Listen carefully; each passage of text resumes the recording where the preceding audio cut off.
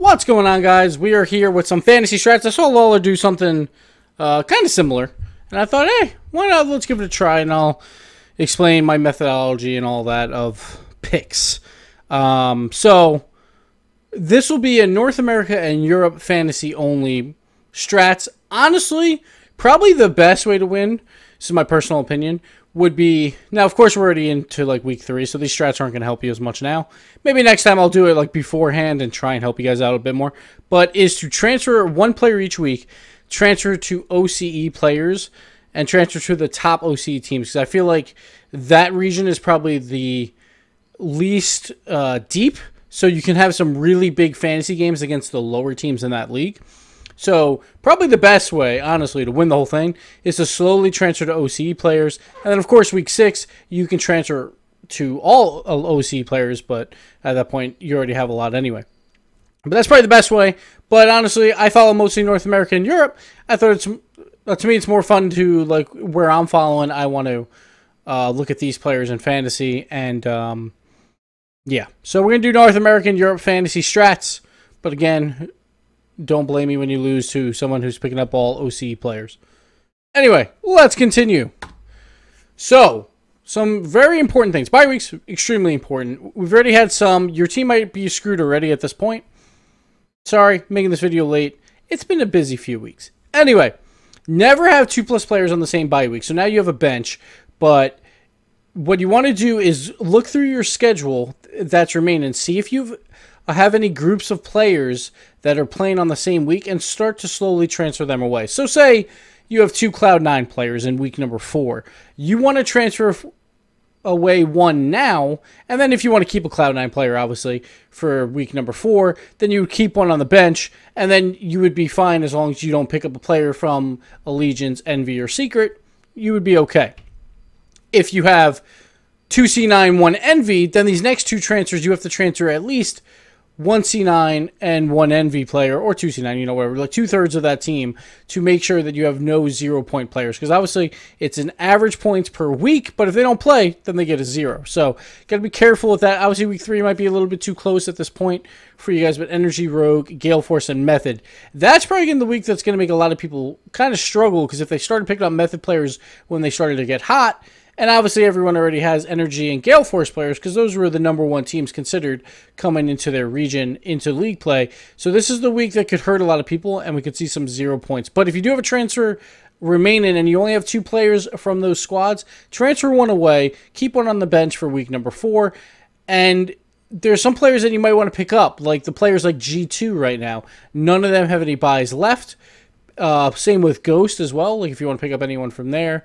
On the other side, I'm blanking, like Flipside Tactics as well. If you want to pick up players from there, then you don't have to worry about buys going forward. So keep that in mind as you pick your team or transfer players. Again, 1 transfer per week. And we'll get into that, I think, again in a bit. Oh, never mind. I'm sorry. The transfer per week is right here. I don't know how to read. Anyway, so that's your best bet, is to try and avoid that. And then you won't have any 0-point weeks. A lot of players are making that mistake. Even JamesBot, who's #1 in fantasy right now, he actually made that mistake. He picked up a Method player last week, and now he's kind of screwed because he has, I think, an Energy, a Gale Force, and a Method this week. Can only transfer one away. He's going to get a 0-point week, at least out of one of those players. So that's 1/6 of your team for the week. You can still perform well, but it just might hurt a little bit here or there.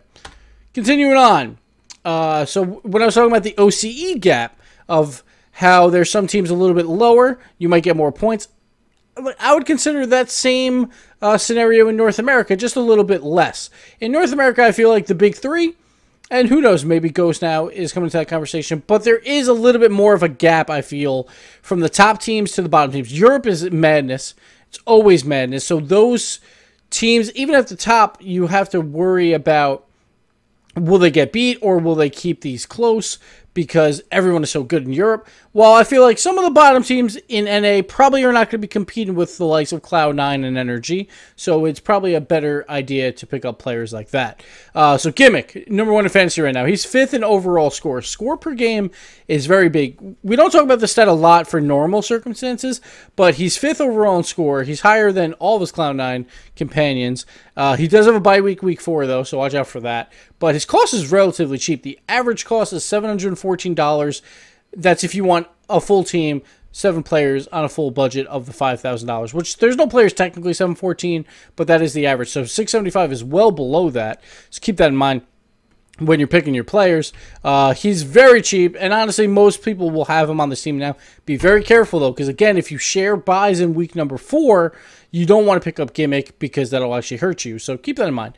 Another thing to keep in mind with this bigger NA gap, we've seen Allegiance kind of struggle right now, that they're the worst defensive team in the entire league. Well, FlyQuest, all of their players, obviously, they have 1 game in week number 6, and the variance between 1 game and 2 games is a big deal. Because when you have a 2-game week, they average the scores together. So you're probably going to see less drastic numbers. And that could be bad or good. But when you have 1 game, like if they have 1 really good series, that's all you need. Or 1 really bad series could really hurt you. But FlyQuest, they get to play Allegiance in their final week. And that is the only game they have. Allegiance right now, historically, or at least, so not historically, but this season, worst in stats. Now, that could change, and FlyQuest could be one of those teams that maybe Allegiance beats, but like if you want to go for some cheap players as like flyer players, you might want to pick up some FlyQuest players. They have no more buys left either, and they're all under the average. Corrupted G 700, Chrome 700, Sand Jr. 600. Personally, I would avoid Chrome, and I'll get to that later, but this might be some players that you might want to pick up if you have to fill out a cheap member on the team. Sand Jr. 600 is kind of a steal, I think. I think he will perform better in the coming weeks. I thought his first week was pretty poor, but we'll see. I could be wrong. Moving on. Some of my favorite players. I think every team should have these players. JNEPs. At this point, this week is the transfer week where you pick up JNEPs if you don't have him on your bench. He historically always is the top scorer on G2, and G2 is a very good team. They're one of those big 3 in North America. He has the top score per game in all of RLCS so far. He's only played 1 series, so don't put that into too much light of like, oh my god, he's going to do it all season. He might not, but he historically always has a really good score in Season 3. Very good scorer, and obviously goals per game as well. So keep that in mind. His cost is $775. It's actually relatively cheap compared to some of those super expensive players. There's some $825. I believe there's one $875, I think, was KDOP. I could be wrong there. But it's not that expensive to get JNAP, so definitely look to pick him up this week if you can. And then obviously Violent Panda is one of my picks that I had since the start of the season. I really like him because now he's a bye week 3, so that's this week. Don't pick him up this week. Pick him up next week if you can. He's tied for the most saves. He's number 1 in goals plus assists. And he's number 1 in score per game on Gale Force Esports. And Gale Force kind of been struggling. It could be a little bit of like maybe KDOP and Turbo aren't carrying as much. But I do believe that Violent Panda will be involved in most of the goals on that team. He's normally that guy up front setting up plays for KDOP, setting up plays for Turbo here or there, but he also has the most saves. He is rotating back and getting the most saves for his team, and saves are worth a lot of points. They're worth the same amount as assists, and honestly, I think that is not how it should be. So goals are worth 50. I believe assists should be at least worth 40, so it's kind of closer. Saves can stay at 25 if they want, but right now, saves and assists are both at 25. I would personally drop saves down a little bit because we always see way more saves per game. But right now, Violent Panda is kind of doing it all for Gale Force, and I expect that to continue. He is one of those players. It seems like he's usually involved. Normally is the setup man, so that's worth not as many points, but he does finish a lot of goals. So right now, he's looking pretty good at 775. And Gale Force, honestly, has not looked their best yet, and they're one of the best offenses in the entire game. So you would expect way more goals going in. And even if KDOP or Turbo do pick up their pace, then Violent Panda will also succeed with assists in that scenario. So those players I like for just in general. But pick up JNEPs this week if you can. Violent Panda next week if you don't have them, if possible.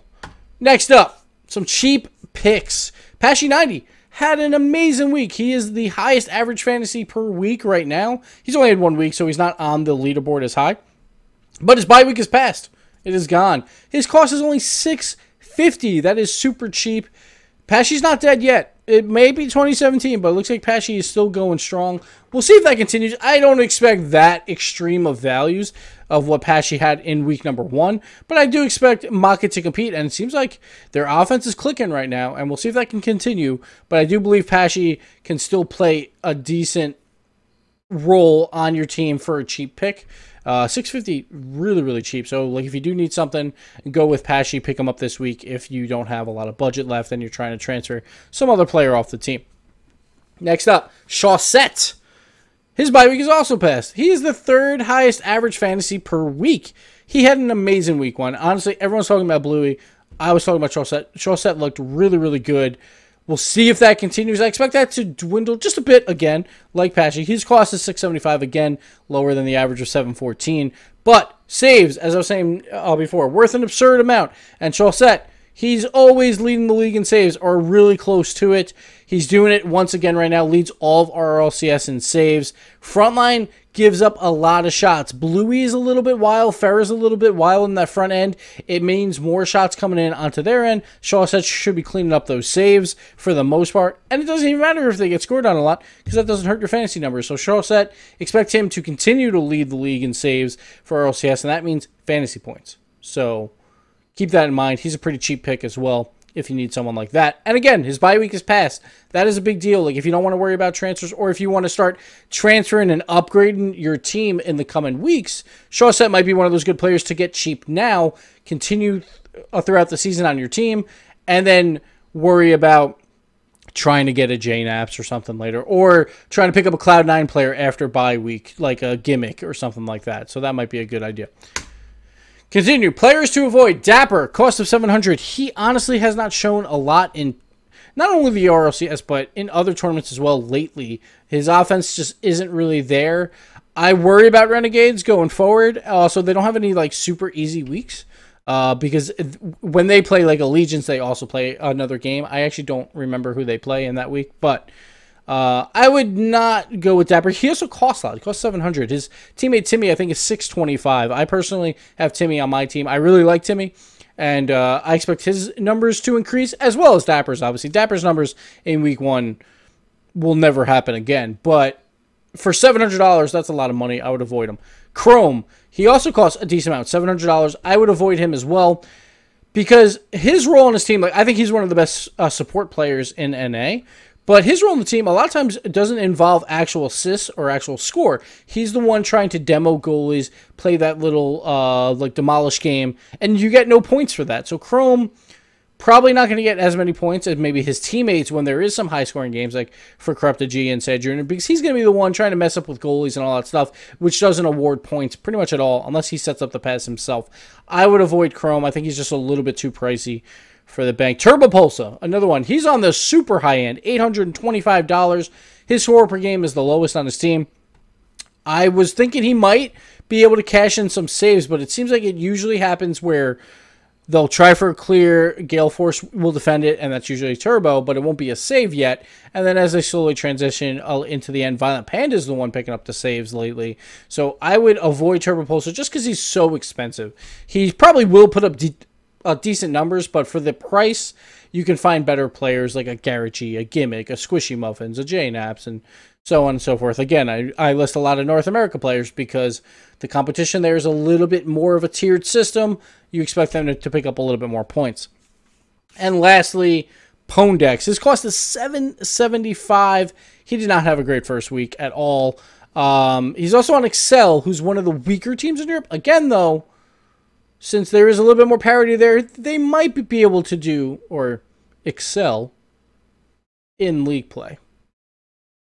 But I don't really like Pondex. Niels Cook is historically the player on his team to score a ton of points. He did so in week number 1 or week number 2, and I expect him to continue that trend, which leaves Pondex kind of sitting on the curb a bit, trying to collect some score per game and all that stuff. So I think Niels Cook will take a little bit too much away from Pondex, leaving Pondex to not get as many points for his fantasy value.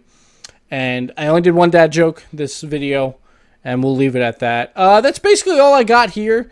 Not too much. Have some fun. If you lose, just blame JamesBot. Blame JamesBot. Blames JamesBot. Whichever you prefer. He's number 1 right now. It won't last, James. I'm going with 6NA this week. Watch out. If you guys want to know my team right now, I am rocking, trying to do it off the top of my head, Gimmick and Squishy Muffins. Have them both. I started with 2 energy players. I started with Garrett G and Fireburner. and I had Violent Panda. I have dropped both Garrett G and Firebird. I wanted to keep Violent Panda over Garrett G because of bye week, so I had to slowly transfer them off. I also have J-Naps. I picked up J-Naps this week. That was my one mistake. Week 1, I should have had J-Naps, but I was picking for other reasons because I thought each game counted. We're not going to get into that right now, but I got J-Naps back. I also have 2 FlyQuest players, which I'm a little worried about. I have Corrupted G and Sad Jr. Sad Jr. didn't pay off in week number 1. Corrupted G did okay, but not amazing. I picked them up mostly to avoid other buys later on because since I have 2 Cloud9 players, I have to move one off in week 4. I had to move off Energy players the weeks prior, so I needed someone that played every single week. And so I went with FlyQuest. I'm hoping they really cash in week number 5 for me. And then finally, I have Timmy right now playing. And Timmy, I really enjoy watching Timmy, and I think he is a really good player. Renegades had a rough week 1, but Timmy still did okay. And I expect as Renegades improve, hopefully, then Timmy will also do well. This could be a big week for Timmy and Dapper. I think this is probably the last week where Dapper... so I said earlier, I think I didn't know who they play as well as Allegiance, which now I remember. So someone's going to say it in the comments and then realize it's at the end of the video. But they play this week. They play Allegiance and FlyQuest. So... they could have a big week this week. After this week, it might be a little bit rough going for Timmy. But for right now, I'm riding Timmy. And I will have to ride him again next week because I'm going to transfer a Cloud9 player out. So that is my team. And Violent Panda right now is on the bench because of a bye week. So far it's doing okay. I think I'm ranked like 72nd in the world. But again, if you want to do fantasy, I think it's too late at this point. But for next season, look at rocket-league.com to do some fantasy RLCS. I'm having a lot of fun with it. It's a good time. I like this whole transfer system. And, yeah, that'll do it for this video, guys. Thank you guys so much for watching. I hope you enjoyed it. I hope my picks help you. If they don't, again, blame James. It's all his fault. And, yeah, just have some fun. It's a good old time. We'll see you next time. Bye.